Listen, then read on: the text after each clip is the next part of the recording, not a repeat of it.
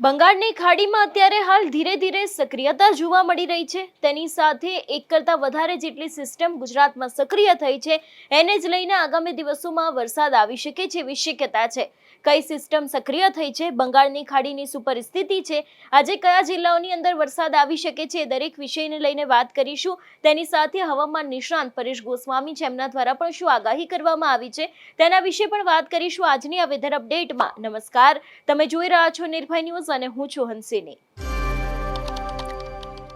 ગુજરાતમાં એક તરફ મધ્યના ભાગોમાં અત્યારે ખૂબ જ હળવોથી મધ્યમ વરસાદ પડી રહ્યો છે, ક્યાંક છૂટાછવાયા ઝાપટા જોવા મળી રહ્યા છે। સૌરાષ્ટ્રમાં વરસાદની સ્થિતિ બિલકુલ નહિવત જોવા મળી રહી છે।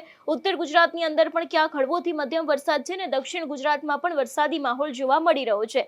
સૌથી પહેલા તો આજના દિવસનું વાતાવરણ કેવું રહેવાનું છે તે વિંડીના માધ્યમથી સમજી લઈએ। અત્યારે હાલ 9:01 વાગ્યાનો સમય થયો છે। વાત કરવામાં આવે છે દરિયાકાંઠાની પાસે આવેલા વિસ્તારો છે, એટલે કે ઓખા છે, પોરબંદર, વેરાવળ, મહુવા છે, ત્યાં ક્યાંક ઠંડા પવનની સાથે હળવોથી મધ્યમ વરસાદ પડી શકે છે।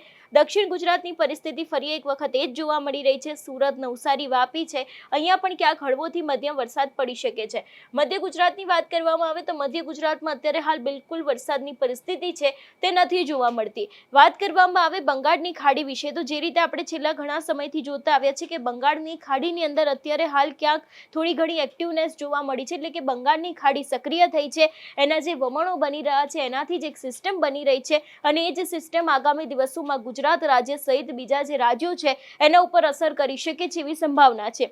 હવામાન નિષ્ણાંતોનું એવું પણ માનવું છે કે ઓગસ્ટના અંતમાં હવે ક્યાંક ગુજરાતની અંદર ભારે વરસાદ આવી શકે છે, એટલે કે જે આગામી દિવસોમાં તહેવારો આવી રહ્યા છે, રક્ષાબંધન જેવા તહેવારો, ત્યારે પણ ક્યાંક ગુજરાતમાં ભારે વરસાદ આવશે એવી પણ શક્યતાઓ વ્યક્ત કરવામાં આવી છે।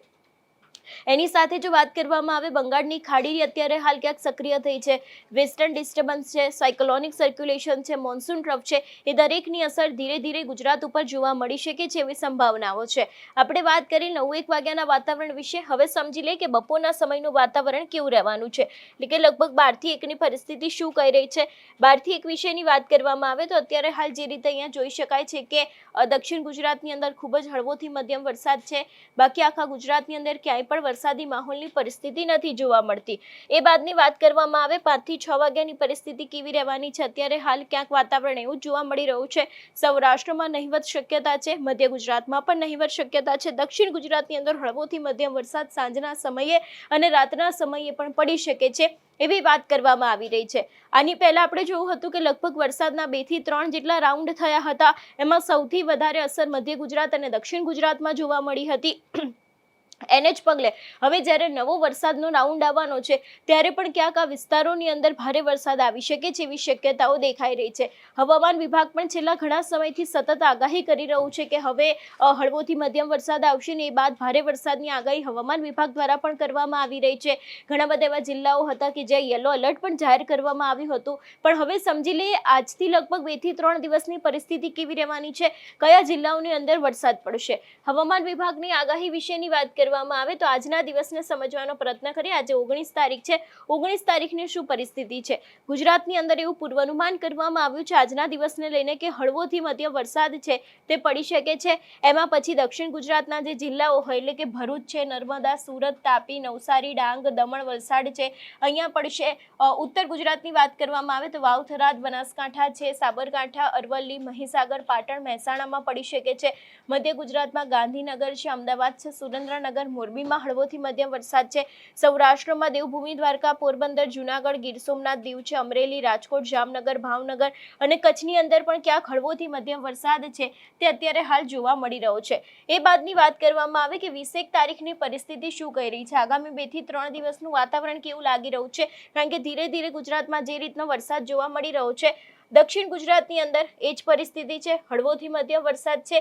ઉત્તર ગુજરાતની વાત કરવામાં આવે તો અહીંયા પણ ક્યાંક હળવોથી મધ્યમ વરસાદ છે, કચ્છમાં પણ ક્યાંક વરસાદ પડી શકે છે એવી શક્યતા છે। સૌરાષ્ટ્રના આ જે ભાગો આવેલા છે ત્યાં પણ ક્યાંક વરસાદી માહોલ જોવા મળી શકે છે એવી શક્યતા છે।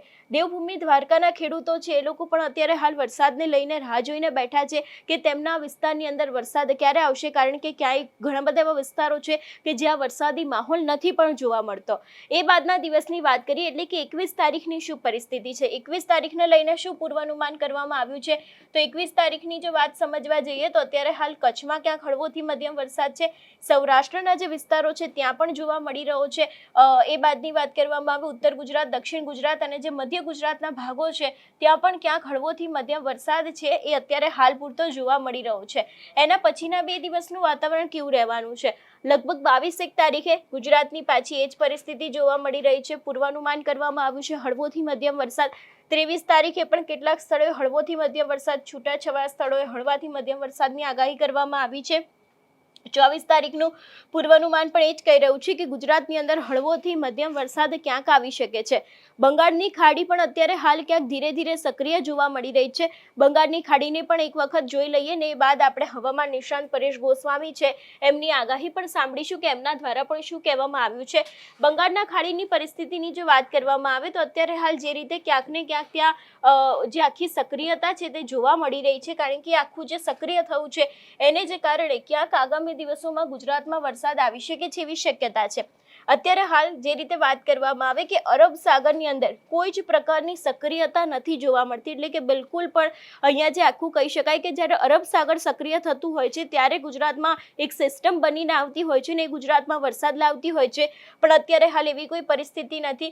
પણ બંગાળની ખાડીની અંદર જે ધીરે ધીરે આ બધા જ પવનો ફૂંકાઈ રહ્યા છે ને દરેક પવનો અહીંયા ભેગા થઈ રહ્યા છે અને એનાથી એક સિસ્ટમ બનશે ને એ જ સિસ્ટમ ધીરે ધીરે આગળ ગુજરાત રાજ્ય છે અથવા તો પછી જે બીજા રાજ્યો છે ત્યાં પણ ક્યાંક એની અસર થઈ શકે છે એવી શક્યતા લાગી રહી છે. એટલે જે રીતે બંગાળની ખાડીને આપણે સમજવાનો પ્રયત્ન કર્યો, હવામાન વિભાગની આગાહી ઉપર પણ નજર કરી કે અત્યારે હાલનું વાતાવરણ શું છે, કેવું લાગી રહ્યું છે, ગુજરાતમાં ક્યારે વરસાદ આવશે.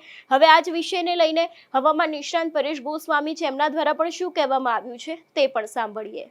હવે ખાસ કરીને જોવા જઈએ તો ગુજરાતની અંદર આમ તો રાજ્યની અંદર ચોમાસું છે 95% વિસ્તારની અંદર સારું પણ છે. હા, એક ચોક્કસ છે કે 4-5 ઓગસ્ટ પછીથી અત્યાર સુધી કોઈ સારો વરસાદ છે રાજ્યની અંદર નોંધાયો નથી. છૂટાછવાયા અમુક વિસ્તારમાં હળવા સામાન્ય મધ્યમ ઝાપટા પડી રહ્યા છે, પણ કોઈ જગ્યાએ સારો વરસાદ છે એ આ ઓગસ્ટ દરમિયાન આપણે અત્યાર સુધીમાં નોંધાયો નથી. પણ હવે ખાસ કરીને જો આજે 17 ઓગસ્ટ થઈ ચૂકી છે અને હવે વાત કરવા જઈએ કે હવે પછી જો વરસાદ થશે, જોકે જો વરસાદ તો ઘણા બધા થવાના છે, ઓગસ્ટ એન્ડમાં પણ થવાનો છે, સપ્ટેમ્બર મહિનો પણ સારો રહેવાનો છે. મને તો એ વિશ્વાસ છે કે આપણે પાણીની વ્યવસ્થા પણ થઈ જશે. શિયાળુ પાક કે ઉનાળુ પાક છે એ પણ ખેડૂત કરી શકશે, એટલે પાણીની વ્યવસ્થા થશે. પણ એ તો પછી શિયાળુ અને ઉનાળુ પાકની વાત થઈ. પણ ચોમાસું પાકનું શું?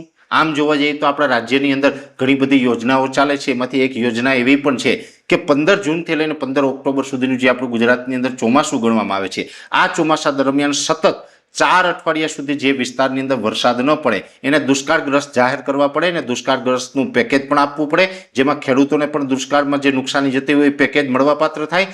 માલધારી ભાઈઓ હોય તેને પણ ઘાસચારાનું જે પેકેજ છે આપણે આપવું જોઈએ. તમારા વિસ્તારમાં હાલ કેવું વાતાવરણ છે, વરસાદ છે કે કેમ, અમને કમેન્ટ કરીને ચોક્કસથી જણાવજો. તેની સાથે અમારી ચેનલ નિર્ભય ન્યૂઝને લાઇક, શેર અને સબસ્ક્રાઇબ કરવાનું ભૂલશો નહીં. નમસ્કાર.